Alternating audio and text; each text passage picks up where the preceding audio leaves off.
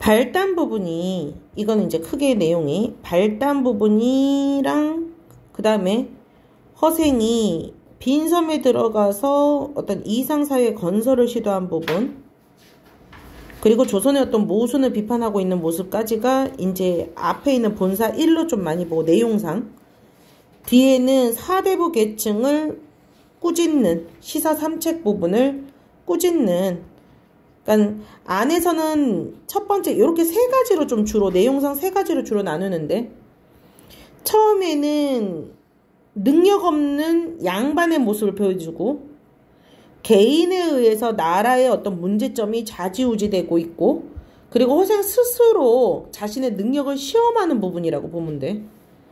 그래서 능력을 시험하는, 스스로는 능력을 시험한 부분이 되겠고, 개인이 어떤 나라의 고치거리를 보여주는 그런 병폐 현상을 보여주고 있고, 그 다음에 마지막 부분은 나라의 가장 문제점이 되고 있는 시사 3책, 내가 세 가지 어떤 문제점을 고치는 것에 대한 이야기, 정치에 관한 이야기, 정치에 관한 얘기로, 이거는 어떤 내부의 어떤 능력 실현, 첫 번째 양반 비평, 이런 식으로 내용상 나누기도 해. 편력의 구조를 나누기도 해. 조선 후기의 현실을, 자, 중요한 거는 조선 후기의 현실을 비판적으로 바라보고 있는 고전소설. 옥갑, 원래 기준이 옥갑 야화라는 그 7화가 허생전이라는 이름을 따로 갖게 되어서 이광수가 이제 허생전이라는 이름을 가지고 있는데, 일단은 관념적인 기존의 유교 사회를 비판하고 열어갈 수 있는 시사3책 대응책을 제시한 주인공 허생의 이야기가 담겨져 있다. 고전소설이고 중요한 건 한문소설이라는 거 한글소설이 아니에요. 풍자적, 비판적, 전지적 작가 시점, 작가가, 전지적 작가 시점, 작가가 모든 인물의 내면을 다 알고 있는 거. 17세기 조선 효종 때, 사실 서생전을 썼던 박지원은 18세기 후반 사람이야. 근데 일부러 100세기가 더 앞선 배경을 17세기 조선으로 만들어놨어. 그거는 박지원이가 이거를 쓰고 난 다음에 약간 비난을 피하기 위한 장치이기도 해. 한반도 전역. 이게 배경을 중국이 아니라 우리나라를 배경으로 하고 있다는 것 자체도 굉장히 그때 당시에 놀란 혁명과도 같은 소설이었다. 그래서 주제는 무능한 양반계층에 대한 비판과 새로운 삶의 각성과 실천을 해라. 그런데 누가 해야 되나? 양반들이 해야 된다. 그래서 한문소설이야. 일반 시민들도, 일반 백성들도 이 상황을 극복하고 때려나가자라고 했으면 한글소설을 썼을 텐데 한문소설이라는 게 좀 중요하고, 그래서 사상면으로는 실학사상, 북학사상을 바탕으로 하여, 실학사상은 실질적인 학문에 도움이 되는, 실질적인 현상의, 현실의 삶에 도움이 되는 학문을 해야 된다. 이게 실학사상. 북학사상이 청나라를 배워야 된다. 당대의 현실을 비판하는 그런 내용이고, 결말은 일부러 미완의 결말구조. 일반적인 고전소설이 해피엔딩을 하고 있다면 이 작품은 해피엔딩이 아니라는 게 중요해요.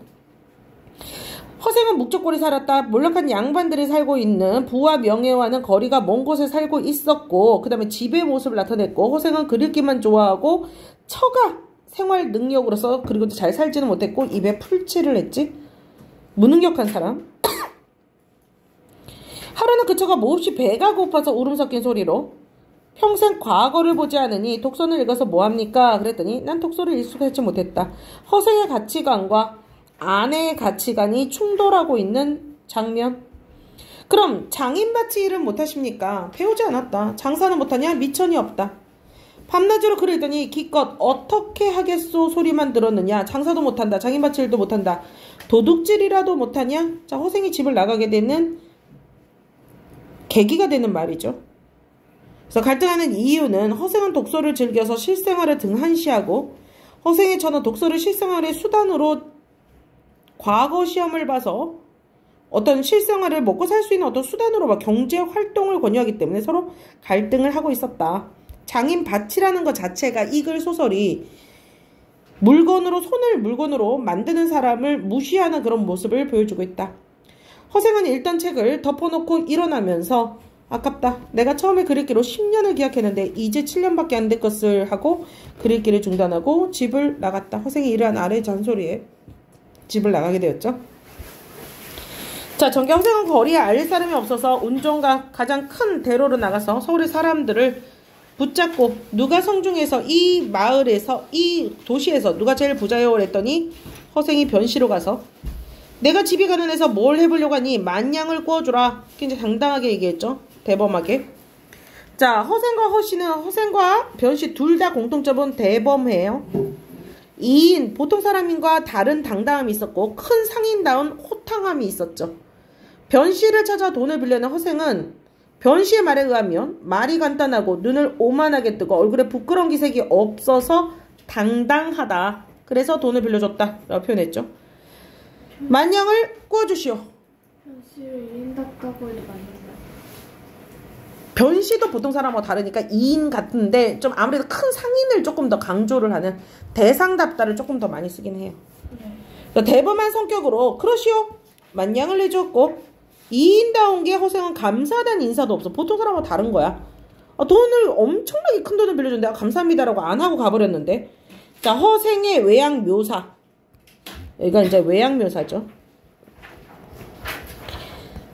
자세하게 표현했는데 한마디로 거지고 초라하다. 페포파립. 다 떨어진 옷과 갓을 쓰고 있다 라고 보면 되겠어요. 자, 코에서 맑은 콧물이 흘렀고 모두들 어리둥절해서 물었어. 저 사람은 아시나요? 모르지. 아니 평생 아침에 하루아침에 평생 누군지도 알지 못한 사람에게 만냥을 그냥 내던져버리고 이름도 묻지 않으시다니 대체 무슨 영문인가요? 라고 얘기를 했지. 변씨 집안의 자제와 손들은 도대체 출연 행색만 봤지만 변씨는 당당한 언행을 보고 예사롭지 않은 사람을 봤다. 그러니까 허생이 보통 사람과 다른 면모도 알아봤고 허생의 인물을 찾아봤으니까 도량이 넓고 대범하다라고 표현한 거야. 왜 대범하다로 했냐면은 인물의 모습만 보고 판단을 했기 때문에. 저희를 아시나요? 근데 너희들이 알 바야. 대체로 남한테 물건을 빌리러 오는 사람은 자기 뜻을 선전하고 이거 부정적으로 보는 거. 신용을 잘하면서 비굴한 빛이 얼굴에 오르고 말을 중언부언하게 돼. 자, 이게 교언영색. 얼굴을 꾸미고 말을 꾸미는 거. 보통 사람들은 이렇게 꾸며. 구밀복검. 입에 꿀을 바르고 속에는 칼을 들고 있다 라고 표현하고 있어. 그런데 저객은 행색은 허술하나. 자, 보통 돈을 빌리러는 나쁜 사람들의 모습. 그런데 허생의 다른 점. 말이 간단했다. 눈을 오만하게 떴다. 당당하다. 얼굴에 부끄러운 기색이 없다. 자, 당당했다.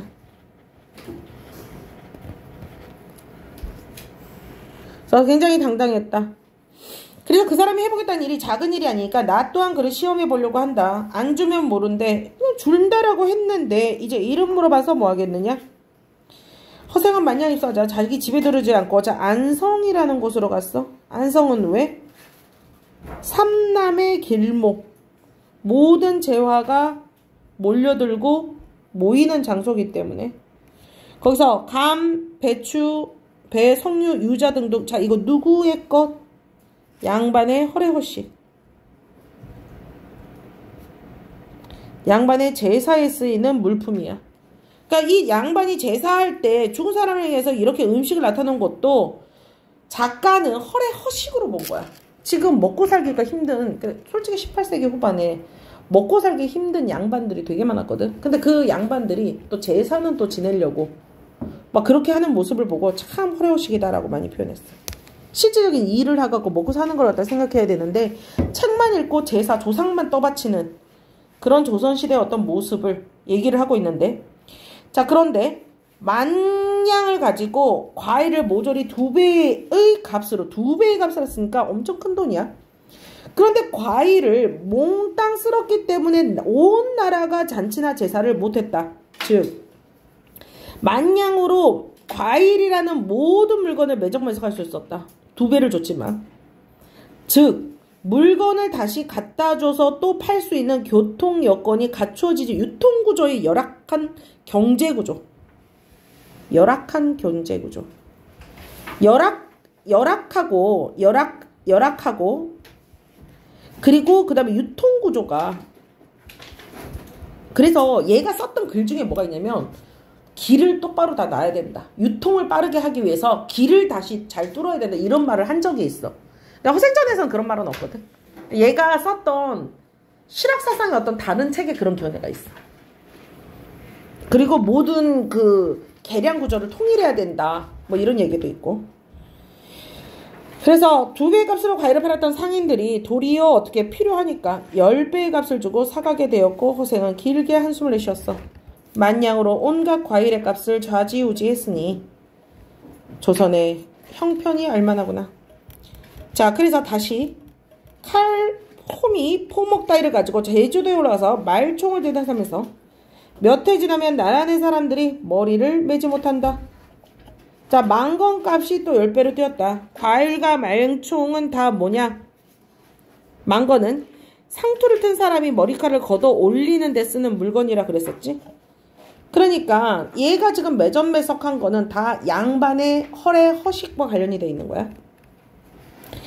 자, 그렇게 한 다음에 이제 그래서 돈을 크게 벌었어. 허생은 늙은 사공을 만나 말을 물었어. 바다밖에 혹시 사람이 살만한 빈섬, 자, 빈섬의 의미 아셔야 돼.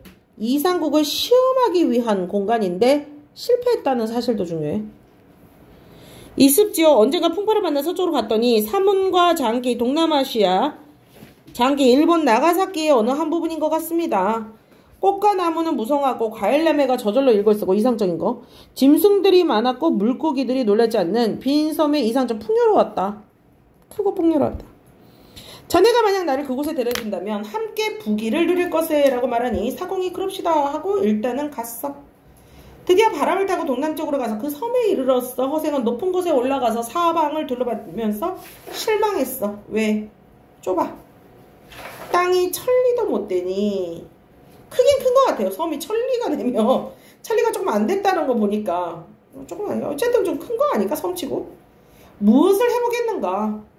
토지가 비옥하고 물이 좋으니 단지 부자의 섬이 될 수 있겠구나. 부자 마을이 될 수 있겠구나 라고 얘기했어. 아니 텅 빈 성에 사람이랑 하나도 없는데 누구와 더불어 사신단 말씀이요. 사공의 말.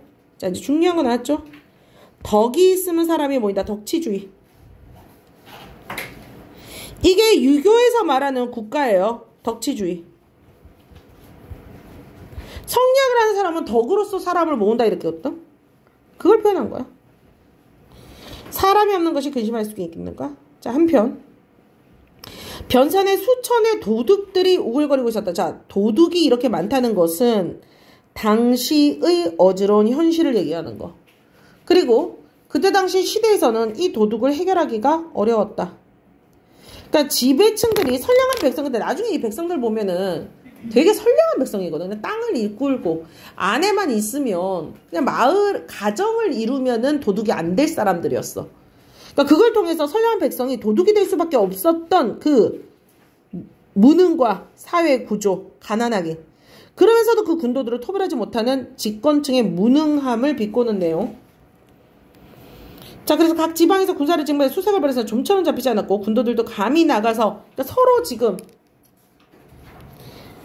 도둑은 군사를 징발해서 수색을 해서 잡히지 않았고 군도들도 나가면 잡히고 둘 다 서로 사면초가야.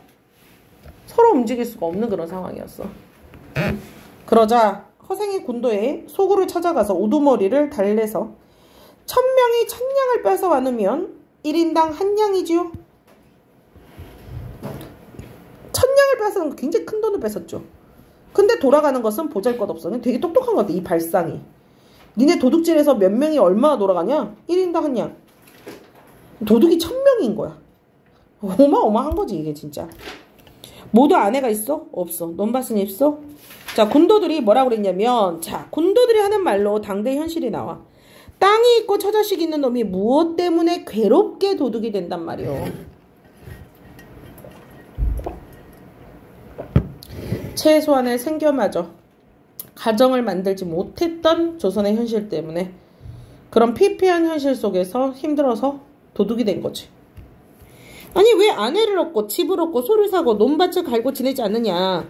도둑놈 소리도 안 듣고 부부의 행복함이 있고 돌아다녀도 잡힐잖아. 길이길이 의식의 넉넉함을 누릴 텐데 아 왜 바라지 않겠어. 돈이 없어서 못하지.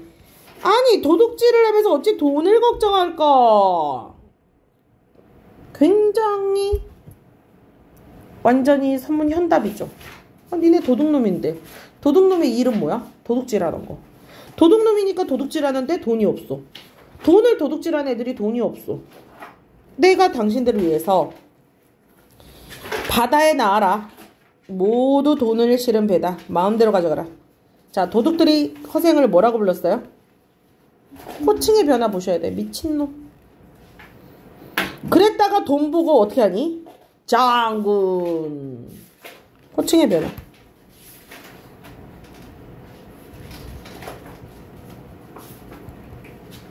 인정하는 거죠. 30만 양의 돈을 싣고 와서 모두들 크게 놀라서 장군의 명령을 따르겠다. 힘껏 짊어지고 가거라. 한 사람이 자 이거 한 개를 직접적으로 보여준 거야. 그때 당시엔 돈이 이제 그 상평통보라고 그래서 이렇게 동전 꿰는 그런 걸도 있잖아요. 무거워요. 지금 같으면 뭐 마음대로 가져가라 그러면 엄청 가져가. 그래도 5만원짜리라도 좀 한 사실 1억만 돼도 무거울걸? 1억 못 짊어지고 갈걸? 마음대로 가져가라. 10억은 들고 가고 싶은데 5만원짜리 10억 들기 힘들 것 같은데. 허리가 분질러도 못 들어. 한 사람이 10억을 못 들어. 너희들 힘이 한껏 100냥도 못 쥐면서 무슨 도둑질 하겠냐. 너희들이 이제 양민이 되려 해도 이름이 도둑의 장부에 올렸으니까 할 것이 없다. 자, 한 사람이 100냥씩 가지고 가서 여자 하나 소환필이 되게 중요해. 이게 기본적인 최소한의 조건. 여자 하나 소환필 100냥 가지고 가서 소 하나랑 여자 사와. 군도들이 모두 좋다고 좋아서. 자, 도둑 1000명, 아내 1000명, 2000명. 그 어떻게 100냥 가져가서 어떻게 여자 다 구해왔어? 그러니까 그만큼 먹고 살기 힘들었던 여자들도 많았던 거지, 백성들이. 1년 먹을 양식. 왜냐면 첫 해에는 먹을 게 없을 거 아니에요. 군도들이 빠짐없이 모두 돌아왔고 죄인의 몸이라 갈 데도 없고 이미 장군이라고 탐복했잖아요. 다 배 싣고 빈섬으로 갔더니 자 이거 개인이 나라가 해결하지 못했던 치안을 해결했던 거. 백성을 구제하기 가는 거고 나라 안에서는 치안 문제를 혼자서 다 해결했지. 자 그들은 나무를 베어 집을 짓고 대나무를 엮어서 울타리를 만들고 땅 기운이 좋아서 온갖 음식이 잘 자랐고 한 해나 세 해만큼 걸러지지 않아 한 줄기에 9 이삭이가 굉장히 풍조롭고 한 번 심어가고 3년 동안의 양식을 비추고 나머지를 모두 배에 싣고 가서 장기도로 가서 팔았다. 자 해외 무역을 시도했다. 유통구조 취약한 경제구조를 열어놓는 걸로 해외로 나가는 것까지도 얘가 열었어. 장기라는 곳은 30만여 혼화되는 일본의 속주국인데 속해 있는 국인데 일본이야. 그 지방이 흉년이 들어서 구휼하고 그들을 재난한 사람한테 금품을 주어서 구제하기도 하고 그래도 은 100만 양을 얻게 되었다. 이때 당시에 이제 돈의 공통적인 통화의 수단이 은하고 금이었거든요. 일본이나 중국이나 우리가 무역을 하고 받는 게. 허생이 탄식하면서 이제 나의 조그만 시험이 끝났구나. 이상사회 건설. 농업을 통한 자급자족, 해외 무역을 통한 거, 군도들을, 도둑들을 교화시켰어요. 그래서 이상사회 건설을 시도했죠.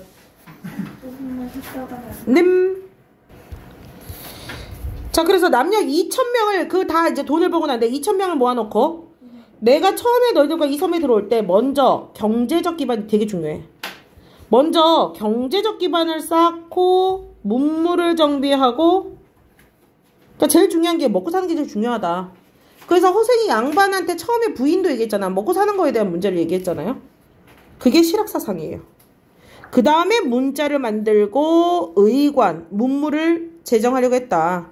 그런데 땅이 좁고 덕이 엷으니 나는 떠난다. 아이들 낳고는 자 이거 최소한의 예의만 가르쳐주는 거야. 인간은 그것만 있어도 된다는 거야. 하루라도 먼저 난 사람이 먼저 먹게 해주고 오른손에 손가락을 쥐어라. 그러니까 식자우환이라 그래서 그를 아는 사람은 근심과 걱정이, 그를 아는 사람이 오히려 더 문제가 생긴다라는 표현을 한 거야. 다른 배를 불사르면서 가지 않으면 오는 산도 없겠다. 현실 세계의 부조리가 섬에 오지 말아라. 또 50만 양을 바다 가운데 던지며, 바다가 마르면 주워갈 사람 있겠지. 100만 양은 우리나라에도 용납할 너무 취약해. 100만 양만 들어와도 나라가 돈이 너무 많아도 경제가 망해버려요. 하물며 이런 작은 섬에서랴 하며 그를 아는 자들을 골라 모조리 함께 배에 태우면서 이 섬에, 자, 그를 아는 자는 위정자 지식인에 대한 비판적인 태도. 그러니까 나라에 돈이 너무 많이 풀려도 돈의 값어치가 사라지기 때문에 나라가 힘들어져요. 그러니까 허경영이 1인당 사람당 1억 원씩 준다라고 대통령이 되면 1억 원씩 준다고 했던 공약은 진짜 그냥 되게 무식한 공약이야. 돈의 가치가 떨어지잖아요. 그러면 지금도 돈의 가치가 너무 떨어졌는 것은 아니지만 아파트 값이 너무 비싸잖아요. 그럼 막 정말로 밥 한 번 먹으려면 막 1,000만 원 내고 막 그럴 수도, 100만 원 내고 밥 먹고 막 과일 하나가 막 10만 원 막 이렇게 되고, 지금도 과일 비싼데. 자, 허생은 그를 아는 자들이 현실과 유리된 채 이론과 관념으로 세상을 논하며 탁상곤론이라고 그래요. 탁상곤론을 하면서 양민과 사회에 해를 끼친다고 생각하면서 그들을 화근으로 표현해서 섬에서 모두 내몰려고 했다. 재앙의 근원이다 라고 봤을 때, 그래서 군도들을 모두 데리고 빈 섬의 이상사회를 건설 시도를 좀 해봤다. 하지만 나라가 좁아서, 섬이 좁아서 부가 옥만이 될 수 있었다. 그리고 배를 다 태워버리고 아는 사람이 모지 못하게 했다라고 그랬어요. 자, 허생은 나라를 두루 돌아다니며 가난하고 의지 없는 사람을 구했다. 의지 없는 사람이니까 빈민구제를 했어요. 구휴를 했다 그러죠. 가난한 사람들 다 구했고, 그리고도 돈이 남았어. 10만 양이 남았어. 변씨한테 갚을 것이다. 변씨를 보고 나를 알아보시겠어? 자, 변씨는 놀라서 그대 안색이, 자, 여기서 그대는 누구예요? 허생이죠. 혹시 만냥을 실패보지 않았습니까? 재물에 의해서 기름이 도는 것은 당신들 일이요. 자, 여기서 당신들 사대보식이 나왔어. 만냥이 어찌 돌을 살찌게 하겠어? 자, 장사라도 해야 된다고 해놓고는 장사를 하는 사람을 약간 무시해. 이게 어쨌든 양반의 한계이기도 한데, 10만 양을 변씨에게 내놓았다. 10배를 갚았어요. 만냥을 가서 10만 양 엄청나게 크게 갚은 거죠. 내가 하루아침에 배고픔을 견디지 못하고 그리끼리 중도에 패하고 말았으니 당신한테 만냥을 빌던 것이 부끄러워서. 변씨는 크게 놀라서 절하서 사양하고 10분의 1로 이자를 쳐서 받겠다라고 했는데 허생이 잔뜩 역정을 내며, 여기서도 또 아까 만냥이 어찌 돌을 살찌게 하겠느냐. 두 번째, 당신은 나를 장사치로 보는가. 상위계층 무시하고 있죠. 여기서 사대보식이에요. 소매를 뿌리치고 가버렸다. 변씨는 가만히 그의 뒤를 따라가서 허생이 남산 밑으로 가서 초가로 들어가고, 한 늙은 할미가 우물터에서 빨래한 것을 보고 누구 집이냐 그랬더니 허생원입니다 라고 얘기했지. 아, 그의 성이 허씨구나. 자, 허생이 변씨에게 화를 낸 이유. 허생은 비록 자신이 만냥으로 매점매석해서 큰돈을 벌었지만 자신은 장사치가 아니고 산업공상에 따른 사대부로서의 자존심을 갖고 있다. 선비, 농민, 상인, 상인이 맨 아래죠? 그러니까 장사치라고 그러죠. 허생이 지닌 삶의 목표는 그릴기에 있고 돈에 있지 않기 때문에 이자를 쳐서 받겠다, 상인의 어떤 셈을 얘기하는 것에 화가 났다. 그래서 이중적인 재물관, 이 말은 뭐냐면 재물을 벌어야 된다, 돈은 필요하다라고 얘기는 해놓고는 정신적인 도를 추구하는 데는 도움이 되지 않는다. 하지만 빈민구제와 나라의 부강을 위해서는 필요하다라는 입장을 가지고 있었다. 자, 변씨는 받은 돈을 모두 가지고 그 집을 찾 양심적인 상인이죠. 돌려주랬으나 허생은 받지 않고 거절했어. 재물에 대한 부정적인 거. 내가 부자가 되고 싶었다면 100만 양을 버리고 10만 양을 받겠어? 나 100만 양 벌었어. 이렇게 얘기하는 거죠.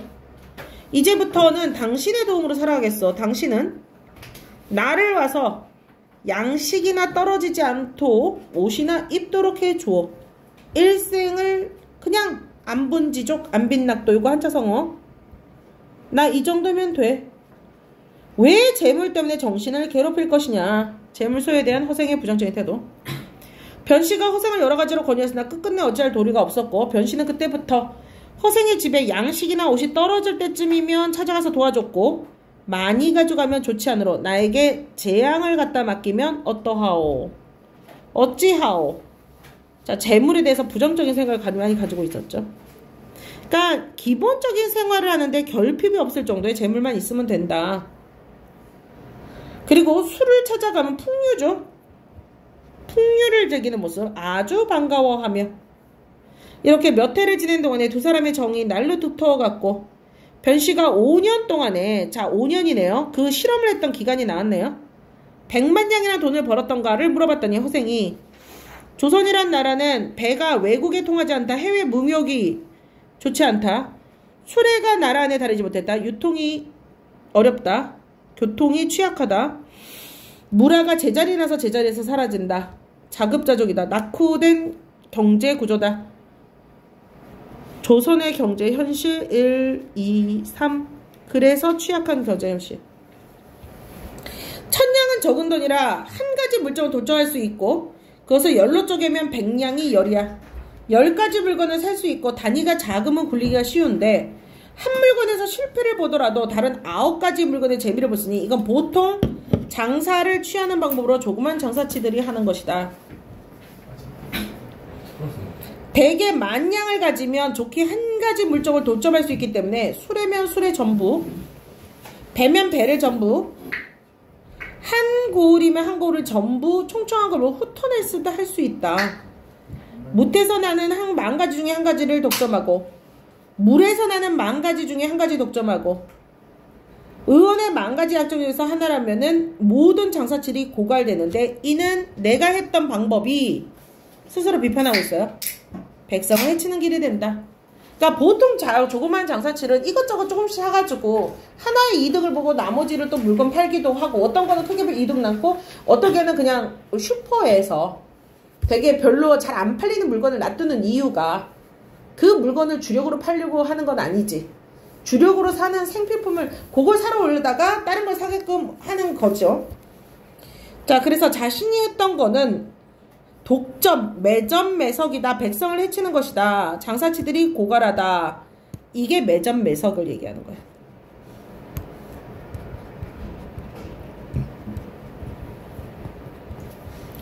호세의 당국자들이 나의 이 방법을 쓰면 나라를 병들게 할 것이다 라고 했어요. 그래서 큰 돈을 가지고 한 가지 물건을 독점하면 비싸게 팔아서 이유를 매점 매석하면은 안 된다. 매점 매석하고 매관 매직은 달라요. 벼슬을 사고 파는 거는. 내가 어떻게 만냥을 끼워줄 줄 알고 청했습니까? 자, 이거 봐봐. 이 말 잘 이해해야 돼. 너가 꼭 만냥을 빌려줬던 건 아니고 만냥을 가진 사람은 다 줬을 거다. 왜? 그리고 나는 나의 재주가 만냥을 모을 수 있다 생각했으니 운명은 하늘에 맨 것이니 내가 어떻게 알겠느냐. 내가 어떻게 네가 만냥 빌려줄 줄은 사실은 내가 모르기는 하지만 근데 만냥을 가진 사람은 안목이 있어서 나를 줬을 거야. 그러니까 그 다음에 그 만냥을 가지고 내 말을 들어준 사람은 복 있는 사람이고 더 큰 부자가 되게 하는 것은 하늘이 시키는 운명인데 어찌 안 주겠느냐. 그리고 만냥을 빌렸으면 그가 가지고 있는 복. 그래서 내가 일을 했으니까 성공했고 내가 그냥 사사롭게 내 개인의 어떤 욕심을 했으면 돈을 벌지 못했다. 이거 무슨 말인지 알겠어? 그렇지. 니는 거상인데 거상은 하늘이 낸다. 그냥 작은 부자는 동네에서 작은 부자가 될 수가 있대. 근데 진짜 뭐 어떤 진짜 뭐 엄청 큰 부자들은 하늘이 내리는 거거든. 그 하늘이 내리는 것을 가지고 있는 사람의 돈을 썼으니 내 일도 잘 됐을 것이다 라고 얘기하는 거야. 됐니? 변씨가 이번에 딴 얘기했다. 자, 이제 문제가 났어요. 허생의 현실 비판. 첫 번째 허생이 현실 비판한 건 뭐야? 조선의 취약한 구조. 두 번째는 인재등용이에요. 되게 중요해요. 인재등용. 사대부들이 남한산성에서 오랑캐에 당했던 치욕. 병자호란. 씻어보고자 하니 지금이야로도 지혜로운 선비가 팔뚝을 뽐내고 일어설 때가 아니겠어? 능력을 발휘할 때가 아니겠어? 선생의 그 재주로 어찌 괴롭게 파묻혀 지내려 하십니까? 자고로 묻혀 지낸 사람이 한둘이었냐. 자, 졸수제의 조성기. 자, 묻혀 지낸 사람 은일지사. 그러니까 인재가 등록이 안 됐던 사람을 얘기하는 거야. 숨어 사는 선비들. 졸수제의 조성기 같은 분. 이 조성기라고 하는 사람도 성리학을 집대성한 사람인데 그 졸수제의 조성기 같은 분은 적국의 사신으로 보낼 만한 인물이었지만 배잔방이로 늙어 죽었고 인재 등용이 안 됐지. 반개거사 유형원 같은 분은 자, 이 사람 실학자야. 군량을 조달할 능력이 있었지만 바닷가에서 그냥 지내고 있지 않느냐. 벼슬의 뜻이 없어서 학문 연구만 했어. 그러니 저런 인재를 갖다 썼으면 됐는데 지금의 집정자들은 가히 알만한 것이다. 인재 등용의 불합리함. 나는 장사를 잘한 사람이라 내가 번 돈이 좋기 구왕 나라 안에 9명의 왕의 머리를 살만했으나 바닷속에 던져버린 것은 도대체 쓸데가 없다. 조선의 경제 규모가 너무 작았다. 하고 변씨가 그래서 한숨을 쉬고 갔지. 자, 중요한 사람 또 하나 나왔어. 이완. 실제 인물이야. 조선 중개의 무관으로서 어영청의 대자로 실제 있었던 인물을 쓰는 이유는 사실감을 높이기 위해서. 이 소설의 사실감을 높이기 위해서 그랬어. 이완이 당시 어영대장이 되어서 변씨에게 위항, 거리, 여염, 그러니까 일반 백성에, 그러니까 묻혀 사는 곳에, 백성들이 사는 곳에 인재가 있지 않는가. 진짜 인재가 없는 게 문제예요. 진짜 훌륭한 인재가 없잖아요. 우리도 막 보면은 장관 뽑아놓은 거 보면은 인재가 없다. 도대체 쓸만한 사람이 없잖아요. 아무리 생각해도. 그래요, 안 그래요? 다음번 대통령 누가 나올 것이며 누구를 뽑을 것이며. 저만 제가 생각해도 깝깝해요. 도대체 대통령은 이재명도 싫고요. 한나라 국민의힘도 싫고요. 다 싫으면 인재가 없어요. 인재가. 조선시대 때부터도 인재가 없죠. 자, 변씨가 허생의 이야기를 했더니 이 대장은 깜짝 놀라면서 그 사람의 이름이 뭐냐. 보통 사람이 아니구나. 인재다. 소인이 그분과 상종해서 3년이 지나도록 이름도 모른다. 보통 사람이 아니죠? 그 사람 대단한 사람이야. 자네와 같이 가보세요. 다음에 이 대장은 구종들, 자기를 따르는 신하들도 다 물쳐 조용히 데리고 허생을 찾아갔는데, 자, 중요한 거. 나라의 대장이가 굉장히 높은 벼슬아치죠. 근데 허생이 어떻게 했어요? 문 밖에 서서 기다리게 해요. 그런데 허생이 못 들은 척 문 밖에 서서 기다리게 했는데 계속 서 있어요. 야심해서 밤 늦게까지 손님을 세워놨어요. 누가요? 허생이요. 오랫동안 이완을 밖에 세워두고 그 다음에 이 대장이 이제 방에 들어왔어요. 되게 무리하게 한 거 봐봐요. 이 대장이 방에 들어와도 자리에서 일어나지도 않았고 양반인데, 그러니까 이 대장이 자기가 이런 대접을 받아본 적이 없잖아요. 나라에서 인재를 구하는데 하면서 이제 막 설명을 해. 그러니까 뭐라고 얘기해? 밤은 짧은데 너 말이 들어서 듣기에 지루해. 반말해버리죠. 말이 길다. 옛날 정치를 하는 사람들이 뭐만 하고 있어? 말로만 서로 싸우는 거, 말만 많은 거. 행동하지 않고 말만 많은 거를 비판하고 있는 거. 탁상공론이라 그래요. 너무 중요해요. 이 대장하기도 무리하게 한 거. 오랫동안 이완을 밖에 세워두고 일어서지도 않았고, 세 번째 그에게 반말을 했어요. 자, 이거는 뭐 때문에? 이거 무능한 위정자에 대한 허생의 반감과 불신의 태도라는 거. 그때 당시 정치하는 사람들한테 굉장히 반감을 갖고 있었어요. 자, 그래서 대장이요. 너는 대장 너라 그러잖아요. 반말. 나라의 신임받는 신하로군. 내가 와룡선생 같은 사람, 중국의 유비를 도와 제갈량, 굉장히 뛰어난 사람이죠.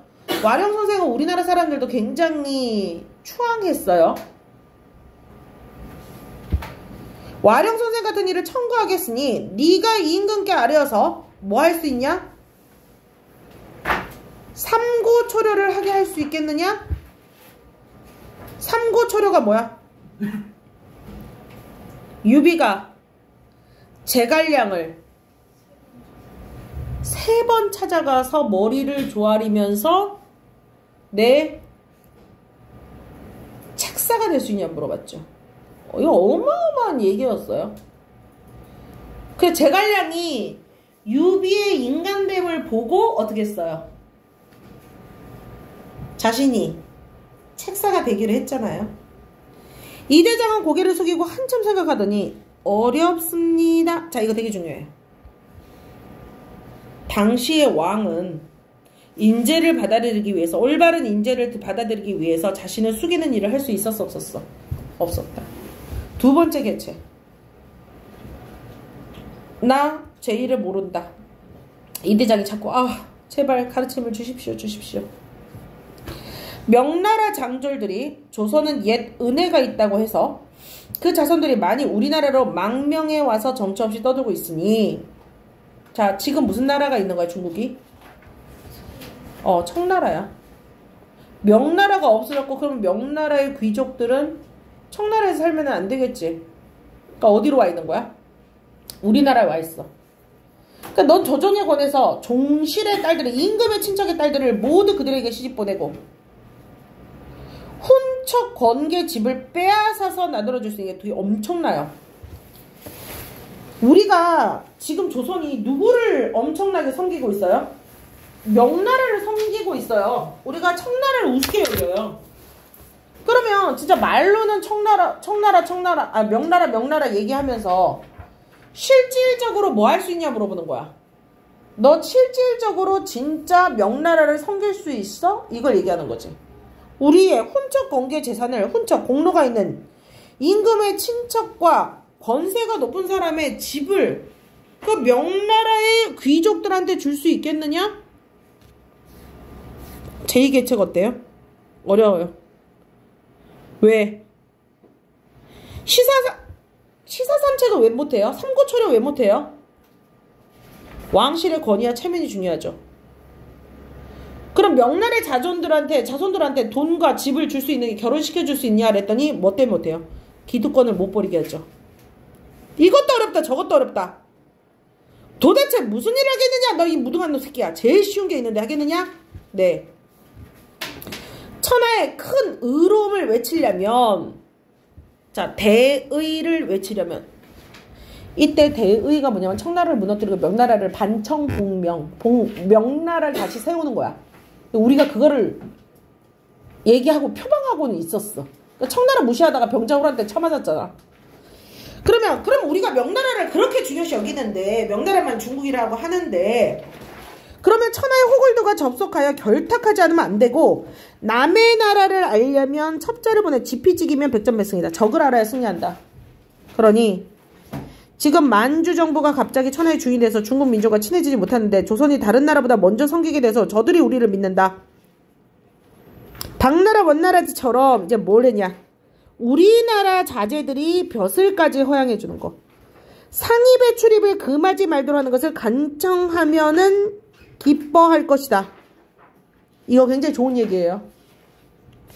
그래서 궁중의 자제를 가려 뽑아서 머리를 깎고 대놈의 옷을 입혀서 선비는 빈공가에 응시하고 서민은 강남에 가서 장사를 하면은, 그리고 그 땅에 명나라의 후손들과 결탁하면 천하를 짓고 나라에 치워 병자호란을 씻을 것이고, 나중에 명나라가 다시 반천복명을 했을 때 명나라 황족에 살아 못하면 천하에 제후를 거니고 적당한 사람 하늘에 청구한다면 우리는 중국의 스승이 될 것이고 못해도 백구지국의 지위를 잃지 않을 것이다. 반천복명을 가능하게 만들며. 그 명나라 후손들 우리가 데리고 있잖아. 그리고 우리나라의 자제들을 적을 알고 나를 알도록 보내라. 근데 청나라는 머리를 뭐 했어요? 청나라는 변발을 했죠. 변발 어떻게 하는 건지 알죠? 야, 이거 머리 풀렀을 때 얼마나, 이것도 아니지. 변발 이거잖아. 이만큼 머리가 없잖아. 아 정말 진짜 오랑캐긴 해요. 어떻게 이런 머리를 생각을 하지? 이 머리잖아. 원래 대머리가 많아서 이러나? 자, 이거 진짜 너무 쌍큼하지 않냐, 이 머리는? 절반을 깎아버리는 거잖아. 그런데 우리는 뭐를 했어요? 수학원에 배웠지? 네. 효도의 시작은 뭐야? 머리를 깎지 않는. 그래, 신체를 지키는 거야. 그러니 이때 당시에 얘네들이 이거를 갖다가 인정해 못해? 못해.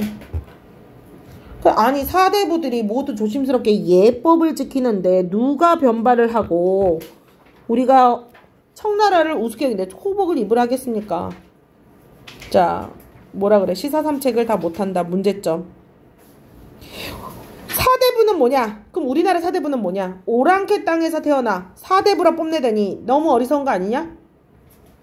우리가 청나라한테 우리가 명나라를 위해서 우리가 사대부다라고 얘기하지만 사실은 우리나라도 중국의 입장 명나라에서 우리나라를 볼 때 뭐라고 그랬어? 동이라고 불렀어. 동이는 동쪽에 뭐예요? 오랑캐라 불렀다고 우리나라를. 그럼 우리도 사대부, 우리도 오랑캐 아니냐 걔네들이 보기에는.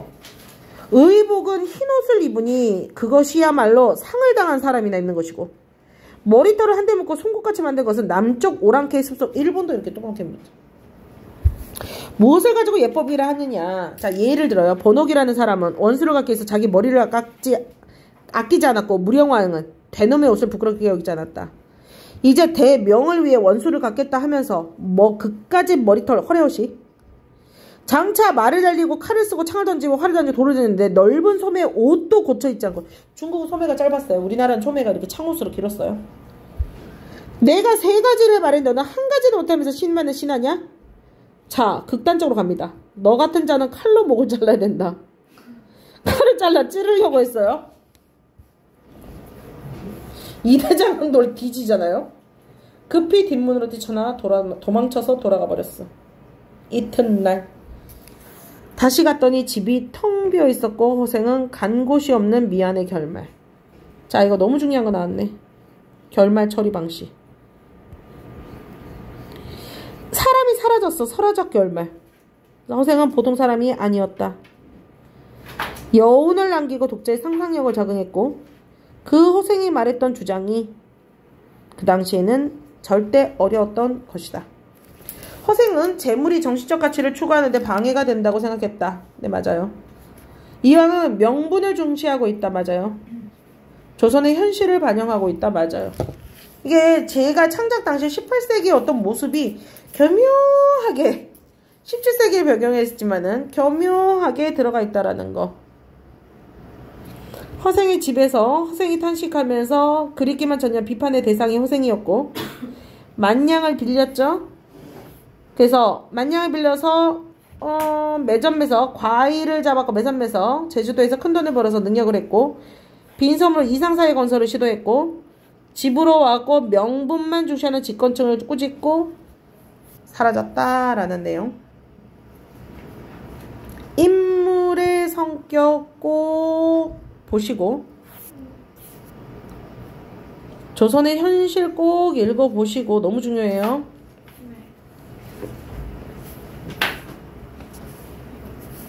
이거 들어가나? 안 들어가요. 이경의 고향, 현천군의 고향 안 들어가? 그럼 이렇게 보시면 되겠네요. 요 사용 중거.